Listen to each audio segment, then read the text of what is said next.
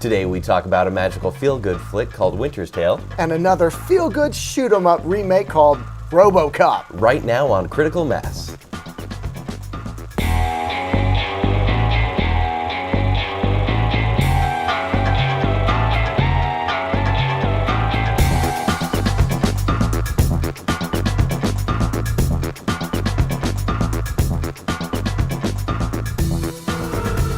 Hello and welcome to Critical Mass. I'm Kent Don from ShowtimeShowdown.com. And I'm Rich Bonaducci with TheRealPlace.com. And you'd like to interrupt. Apparently. And we're coming to you from Art House Cinema 502 on historic 25th Street in Ogden, Utah. Make sure to like their Facebook page and their regular website. And on Facebook, check out Indie Ogden for all things indie in Ogden. Later we're going to be talking about RoboCop, but first, let's talk about Winter's Tale. Go ahead. No thanks. Good. So, I'd like to summarize this movie, but give the synopsis of this movie. It's nearly impossible. Let's do it together. All right. Want to start? Yeah, you start. It's very confusing. How about this? I think it's about... You think it's about... I think it's about keeping hope alive in the human race in the struggle between good and evil as represented by guardian angels and demons. You know, that was actually not that bad. For me, it was a love story, time traveling. There are Highlanders, demons, and horses that fly, and that's about it. It's never-ending somewhere in time. Yes, mixed with Constantine. The never-ending somewhere in time Constantine. Yes, so let's take a look. I'm Peter Lake. And where are you from, Peter Lake? A boat? A boat? Yeah. I never knew my parents' boat washed up the shore in Brooklyn. So I was told. And you steal things? I do steal things, yeah, from time to time. It wasn't always that way, though. I always wanted to be a mechanic. You know, I always had a knack for fixing things. Getting to the insides of things. Like safes? Well, that's how it ended up anyways. Lately, I've been having a bit of a disagreement with an old boss. Should imagine disputes in your line of work are hard to settle. Challenging, yeah. What's the best thing you've ever stolen?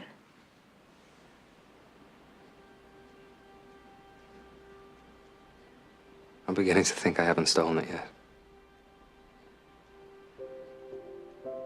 Aren't you the charmer?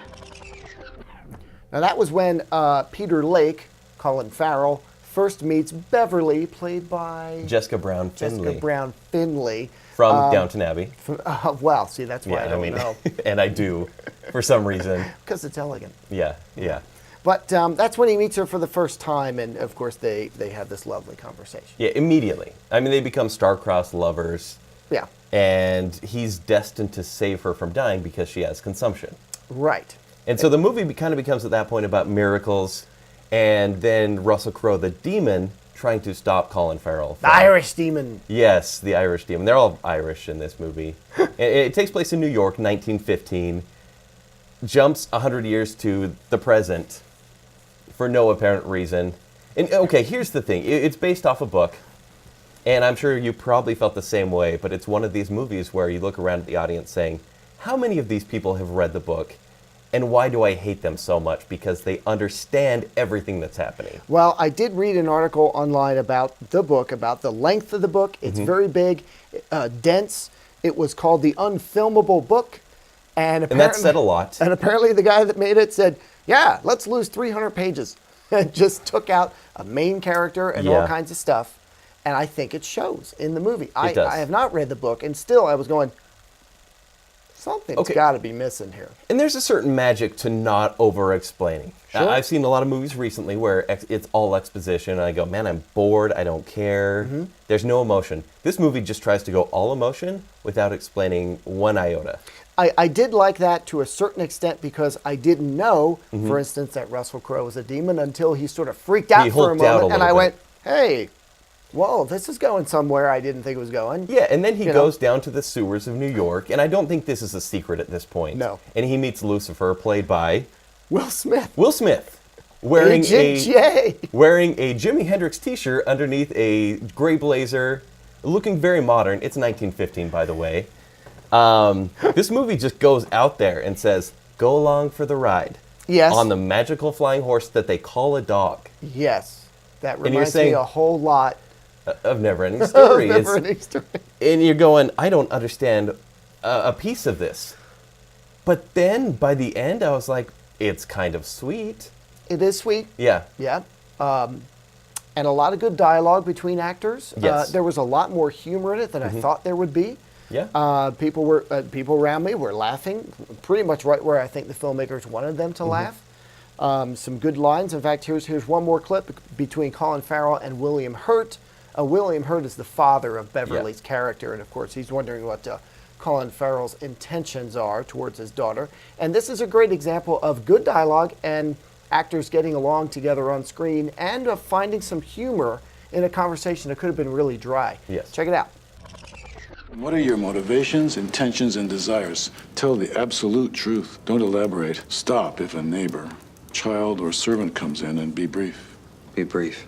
These are complicated You questions. can be brief. If you were one of my journalists, you'd be finished by now. God created the world in 6 days. Ape him. I'll try. It's unnecessary. All right. Unnecessary. My name is Peter Lake. You're right. I'm a thief, and I'm a damn good one. I love Beverly. Our relationship goes by no name. I have no intentions. I desire her, and I am moved by love. Do you understand? How do I know that you're not moved by vanity or curiosity? How do I know that you're not here for the money in this family? I was an orphan. Orphans don't have vanity. I'm not quite sure why, but one needs parents to be vain. And of her condition? I've never loved much before. So death hasn't been something to be avoided. But now when I think of losing her,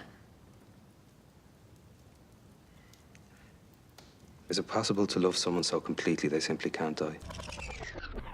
Okay, even with those positives, and I think that the actors are trying their best. A really good cast, fact, actually. And, yeah, they have I great was like, cast. wow. And they care about the material. Yeah. There's almost no reason for them to. So it's writer-director Akiva Goldsman, who you look at his credits, and he's done some good stuff. Like Cinderella Man, I quite liked. He's done A Beautiful Mind. And this is writing, by the way.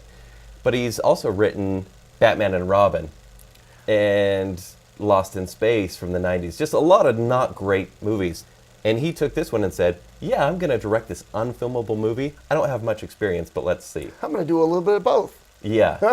and I think it is a little bit of everything. It's good in some places, weird in others. Yeah. I was talking with some folks afterwards who really liked it and were saying things like, oh no, it's one of those movies about spirituality and everything happens for a reason and all that. And I said, okay, then what's the reason for Colin Farrell being shipped off on a boat in the beginning? Is that a Noah reference? Why is he a criminal at first? Why was Russell Crowe so mad at him? Yeah, why all these things? If everything happens for a reason, they didn't give me enough reasons. No. And, why did he have memory loss 100 years in the future? Because they lost 300 pages, and so did he. Yeah, like they lost part of the script, more like. Yeah. It was just a mess. But I will tell you, and I think I told you this off camera, that it reminded me a little bit, strangely, of The Ring. In that, I was watching The Ring and enjoying it. Okay. And then afterwards, on the ride home, I went, oh, wait a minute. And trying to put it together, it didn't make any sense. So in retrospect, is it worse then? Because I walked away going, what an ambitious movie. Like, it was kind of beautiful, but a beautiful disaster. So in retrospect, is it worse? I ended up liking it a little bit more in retrospect. Really? In other words, because a lot of what I didn't like, they sort of explained away with magic-y, timey-wimey stuff. Definitely. And you know what? Wobbly. A lot of movies do. Yeah. RoboCop did. A lot Yeah. of movies do. And I kind of went, you know what? It's a spiritual, magical thing. There were some things that bugged me. The rescues always take just long enough for someone to get there in time, that kind of stuff. Yeah. But in the end, I was like, I liked it for what it was. Not knowing what the book was, Yeah. I liked it for what it was. I've talked to a lot of people who hate this movie. I think it's actually impossible to hate because it tried to do so much. It's really tough to hate because it's so sweet, too. I mean, it's, you know. Is this like the perfect Valentine's Day movie, or is it just off-kilter? That might be Endless Love. It might be Endless Love. Maybe it's just a little too quirky for a lot of audiences, Yeah. but it does have this general overall love storyline, and it is sure. sweet. For sure. Yeah. And it was definitely too quirky for at least one family of the screening we saw. Oh, yes, it was. There's a love scene in there, which I didn't think was too steamy. It's No. It's not, they don't show anything too risque, but apparently someone went, this is not the kids' movie I was expecting this to be. Family gets up, walks out, followed by all the kids. After the scene, by the way. Just thought that was Yeah, weird. they watched it first. And by the way, that was after some violence and some other things. Mm-hmm. Apparently we can watch people get shot and stuff, not make it a love. Yeah. But so anyway, I don't think this movie is getting just run over the coals. I don't think this will be bad for anyone's career involved. Yeah, I don't think it's as bad as they're saying, but it's kind of a disaster, but at the same time, it's fun to watch. I think it's definitely worth a rental. Yeah. Just for curiosity's sake. Mm-hmm. I thought it was a pretty average movie with above average cast. Yeah. So I gave it a C+. Okay, and like you were saying, it's PG-13, and you gave it a C+. Mm-hmm. I can't hate this movie. I can't really like this movie. I give it an average C. There you go. Yeah. See? Yeah, it's one of those movies I think is fine. It's fine. It's fine. And it's bizarre, so it's worth watching. Yeah. Yeah. Well, now a movie we may actually disagree. Yes. on. Finally. Finally, after like 7 or 8 shows. RoboCop. For some reason, someone said, let's remake that awesome 1987 movie that like everybody liked for 100 different reasons. Yeah. Well, the original filmmaker was supposed to be Darren Aronofsky. Was supposed to make Same it. way And I with was Wolverine. like, that would be awesome. That would have been like awesome. Black Swan RoboCop? Okay. And then it went RoboSwan. to Jose Padilla is his name. He's an accomplished filmmaker, but still, it's a regular RoboCop movie. It's So let's take a quick break and we'll come back and chat about the remake 2014 RoboCop.